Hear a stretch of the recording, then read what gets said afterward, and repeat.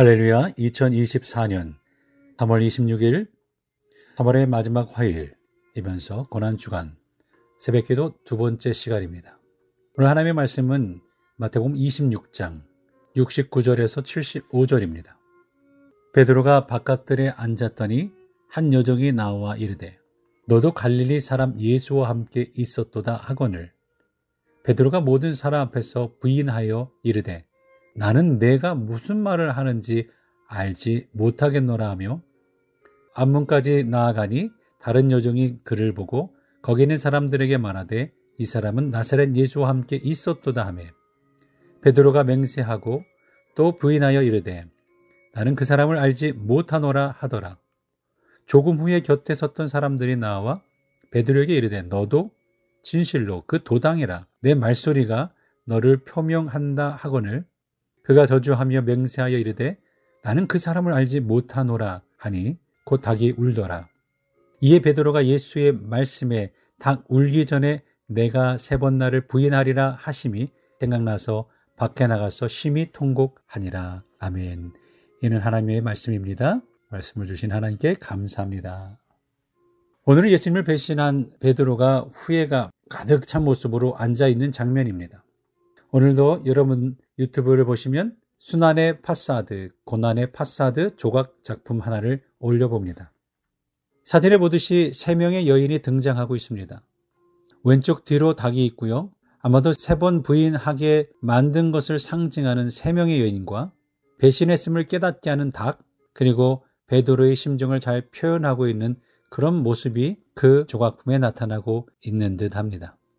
우리의 인생에 있어서 후회한다 라는 말을 언제 하게 될까요? 아마도 하지 말아야 할 일을 했을 때 우리는 후회한다고 말하죠. 그런 면에서 성공한 인생이란 많은 것을 이룬 인생이 아니라 후회 없는 인생이다 라는 말에 공감을 하게 됩니다. 결국 우리 인생이 그렇죠. 자타이든 이민의 삶을 살아가고 있는 인생을 보아도 그렇다고 생각이 됩니다. 결국 우리 인생도 하지 말아야 할 일을 저지르고 나면 후회가 남습니다. 후회하는 인생에는 기쁨이 없죠.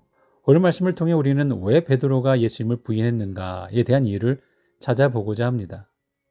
가장 믿었던 사람, 그 사람의 배신이야말로 가장 충격이죠. 그런데 우리의 삶에는 이런 충격적인 이런 일들이 계속 일어나고 있습니다. 그래서 이해할 수 없는 베드로의 이런 행동 때문에 어떤 목사님은 이런 얘기를 하시더라고요. 12 제자들 중에 베드로만큼은 자기 부인하고 함께 선교를 했습니다. 왜냐하면 그는 예수님의 말씀을 잘못 알아들었기 때문이라고 합니다.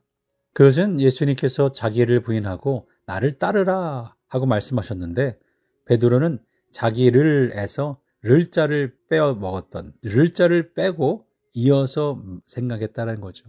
그래서 그는 자기 부인하고 자기를 부인하고가 아니라 자기 부인하고 나를 따르라 로 알아들어서 제자들 중에서 유일하게 자기 부인과 함께 선교를 했다라는 이런 말씀을 하신 것을 들은 적이 있습니다. 고난주간을 지나며 베드로의 통곡하는 모습을 통해 우리가 얻고자 하는 교훈이 뭘까요? 그것은 첫 번째, 어떻게 하면 후회하지 않는 인생을 살 수 있을까? 둘째로, 후회하는 인생을 살았다 할지라도 포기하지 않을 이유가 무엇인가? 라는 거예요. 오늘 말씀 시작하는 말씀 29절을 보면 베드로가 바깥들에 앉았더니 한 여종이 나와 이르되 너도 갈릴리 사람 예수와 함께 있었도다 하거늘 한 여종이 베드로에게 다가와서 물었죠. 너도 예수와 함께 있었다. 이 말은 배신의 시작이죠. 이 베드로가 주님을 따라다니며 함께했던 시간이 얼마나 자랑스러웠을까요? 그런데 보니까 베드로가 한순간에 예수와 함께했던 순간들이 수치스럽게 느꼈나 봅니다. 우리가 오늘 말씀 가운데 보아야 할 것은 왜 자랑스러움이 수치스러움으로 변했냐는 거예요. 오스왈드 챔버스의 주님은 나의 최고봉 그거를 읽다 보면 이런 구절이 나와요. 상업주의 속에서 사는 우리는 뭔가 하나님께로부터 받을 것이 있을 때 헌신하는 경우가 있습니다. 그래서 이렇게 말합니다. 아닙니다, 주님. 저는 주님을 위하기보다 저 자신을 더 위합니다. 저는 주님의 전시장에 놓여서 하나님께서 저를 위해 하신 일들을 사람들에게 보이고 싶습니다. 참된 헌신은 주 예수 그리스도만 내 모든 인격 속에서 최고로 삼아오는 것입니다. 베드로 하면 생각나는 단어가 열정이죠. 그런데 또 베드로 하면 생각나는 단어가 배신입니다. 배신과 열정의 차이는 뭘까요? 사실 열정이 없는 사람에게 배신이라는 말도 존재하지 않을 것 같습니다. 베드로의 열정과 배신이 혹 잘못된 열정은 아니었을까 하는 생각이 듭니다. 열정이란 영어 단어가 enthusiasm 앞에 en과 theos라는 말이 결합해서 enthusiasm이 되었다고 하죠. 다시 말해 하나님 안에 있는 것이 열정인 거예요. 하나님 안에 있지 않는 열정이 왜곡되어 베드로로 하여금 쉽게 배신하게 만든 것은 아닐까요? 베드로를 통해 우리가 보아야 할 것은 하나님을 향한 끊임없는 열정과 자신의 욕망을 정직하게 구별할 줄 알아야 한다는 거예요.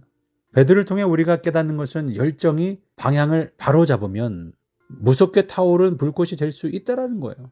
교회를 향한, 하나님을 향한, 성도를 향한 열정, 그 열정의 방향이 바르게 되면 정말 우리 교회도 엄청난 일들이 있을 줄로 믿습니다. 주님의 열정 앞에 다시 선 베드로는 결국 거꾸로 십자가에 못 박혀 죽음으로 하나님의 소원을 이루는 사람이 되었죠. 그래서 배신은 충성의 다른 반대면이 아닐까 하는 생각을 해보게 됩니다. 동전의 양면처럼 베드로의 배신이 있었기 때문에 그의 열정이 더욱 뜨겁게 타올랐죠. 그래서 베드로의 배신에서 동일한 우리의 약함을 보게 됩니다. 비겁한 우리의 모습을 보게 됩니다. 그리고 부끄러움과 수치 가운데 부르심을 받는 다시 타오르는 그의 열정을 보게 되죠. 모든 사람 앞에서 맹세하고 부인하고 저주하며, 오늘 말씀을 보니까 베드로가 주님을 부인하고 배신하는 강도가 점점점 거세졌어요. 70절 말씀 볼까요? 베드로가 모든 사람 앞에서 부인하여 이르되 나는 내가 무슨 말을 하는지 알지 못하겠노라 하며 앞문까지 나아가니 다른 여종이 그를 보고 거기 있는 사람들에게 말하되 이 사람은 나사렛 예수와 함께 있었도다 하며 72절입니다. 베드로가 맹세하고 또 부인하여 이르되 나는 그 사람을 알지 못하노라 하더라. 조금 후에 곁에 섰던 사람들이 나와 베드로에게 이르되 너도 진실로 그 도당이다. 그 도당이라. 말소리가 너를 표명한다 하거늘 그가 저주하며 맹세하여 이르되 나는 그 사람을 알지 못하노라 하니 곧하기 울더라. 한 여종이 물었을 때는 그저 부인하며 무슨 말인지 모르겠다 했는데 이제 또 다른 여종이 다른 사람들이 있는 곳에서 베드로에게 말합니다. 이 사람은 나사렛 예수와 함께 있었도다 라고 하니 이제는 맹세하고 또 부인하여 예수님을 알지 못한다고 말을 하죠. 급기야 그 여종을 거드는 사람이 생겼어요. 조금 전에 곁에 섰던 사람들이 나와 베드로에게 이르되 너도 진실로 그 도당이라 내 말소리가 너를 표명한다 하거늘. 다른 버전의 성경에서 보면 액센트가 다른 지역 말투라는 거예요. 사투리라는 거죠. 갈릴리 근처의 말투겠죠. 그러자 아니라고 부인합니다. 아마도 예수님의 말투와 예수님의 모습이 자신도 모르는 사이 베드로에게 배어 있었던 것은 아니었을까요? 어쩌면 자신에게 드리워진 예수님의 흔적을 지울 수 없기에 더욱 강렬하게 부인하고 싶었던 것은 아닐까 생각이 됩니다. 그래서 맹세까지 해야 할 만큼 강력하게 주님을 부인하고 있는 거죠. 왜 사람들은 거짓말을 하고 맹세를 할까요? 그 깊은 곳에는 두려움이라는 것이 자리 잡고 있기 때문이죠. 무엇에 대한 두려움일까요? 내 자신을 잃을 것에 대한 두려움이라고 할까요? 그런 두려움으로 인해 베드로는 도를 넘어서 저주하며 맹세하여 주를 모른다고 합니다. 그때 닭이 웁니다. 그리고 주님께서 하셨던 말씀이 비로소 생각이 나죠. 오늘 화면을 다시 보게 되면 그 사진을 다시 보게 되면 다른 버전의 메시지 성경으로 보면 74절과 75절을 제가 한번 읽어볼게요. 그러자 베드로는 너무 두려워서 저주하며 말했다. 나는 그 사람을 모르오. 바로 그때 수탉이 울었다. 베드로는 수탉이 울기 전에 내가 나를 3번 부인할 것이다 라고 하신 예수님의 말씀이 생각났다. 그는 밖으로 나가서 하염없이 흐느껴 울고 또 울었다. 하나님께서 우리들에게 주신 가장 귀한 선물이 있다면 눈물이에요. 우리 지난 주일에도 종료주일, 고난주일에도 가시면류관을 여러분의 머리 위에 얹어주었을 때 눈물을 흘리는 분들이 많았어요. 주님을 생각하며 나오는 눈물이겠죠. 내 자신을 돌아보는 회개의 눈물이겠죠. 눈물은 정화작용을 합니다. 눈에 들어간 이물질이 눈물을 흘리면 빠져나오는 것처럼 우리 마음의 상처와 후회와 눈물 함께 통곡하며 빠져나옵니다. 우리가 흔히 베드로의 배신과 유다의 배신을 비교해서 말하죠. 유다는 예수님을 배신하고 난 후에 자신의 죄값을 스스로 치르려 합니다. 돈을 제사장의 뜰에 던지고는 밖에 나가 목을 메고 자살하잖아요. 끝까지 자기 인생의 주인이 누구예요? 자기라고 주장하는 거죠. 자신의 죄값은 자신이 치르겠다는 교만이에요. 그러나 베드로는 자신의 배신에 대해 자신이 책임지는 것이 아니라 눈물을 흘리며 통곡합니다. 배신의 순간 주님의 말씀이 생각나서 통곡합니다. 가장 큰 축복은 어떻게 보면 마지막 순간에 주님의 말씀이 생각나는 사람, 그 말씀으로 인해 통곡하며 눈물 흘리는 사람 아닐까요? 그로 인해 주님께 돌아오는 사람. 오히려 통곡의 순간은 우리가 하나님의 은혜를 경험할 수 있는 순간이 되었다라는 말일 겁니다. 여전히 어려운 우리의 현실 속에 후회도 많고 하나님도 멀리하려고 했던 마음도 있었지만 그래도 지금까지 잡아주시고 불러주신 주님을 생각하며 그 은혜를 바라볼 수 있기를 바랍니다.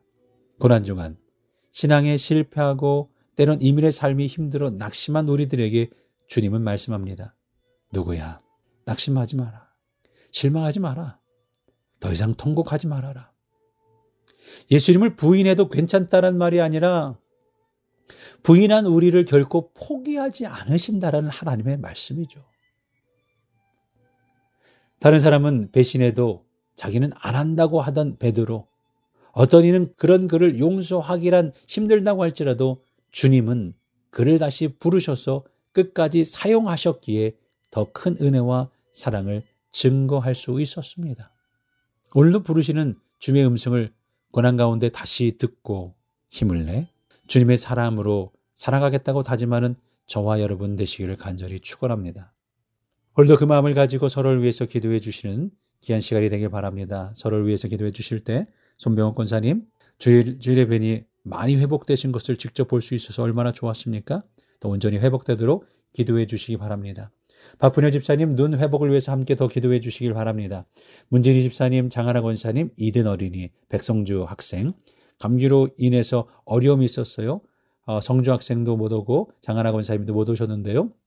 회복을 위해서 기도해 주시고 발 아프신 분을 회복을 위해 암 진단 중에 계신 분들 위해서 기도해 주시고 노성현 집사님 가정을 위해서 우리 성유라 성도님 특송하면서 마음이 뭉클합니다. 그 가정을 위해서 함께 기도해 주시고 우리 직장과 일터, 영주권을 위해서 자녀들을 위해서 청년들을 위해서 각 부서를 위해서 기도해 주시고 교육 목사님 캐나다에서 미 대사관의 인터뷰 오늘 날짜입니다. 몬트리올에서 토론토로 이제 미 대사관에 가서 인터뷰를 할 예정입니다. 그러고 나서 스탬프를 받고 이제 오실 예정이에요. 오늘 잘 될 수 있도록 여러분들 계속 기도해 주시기 바랍니다. 또한 김재우 청년, 우리 신성훈 집사님 가정, 세례받는 황지수 청년을 위해서 함께 기도해 주시기 바랍니다. 김성장 집사님 건강을 위해서도 기도해 주시고요. 우리 모든 한 분 한 분들을 위해서 함께 기도해 주시고 위로해 주시기를 바랍니다. 함께 기도하며 나아가겠습니다.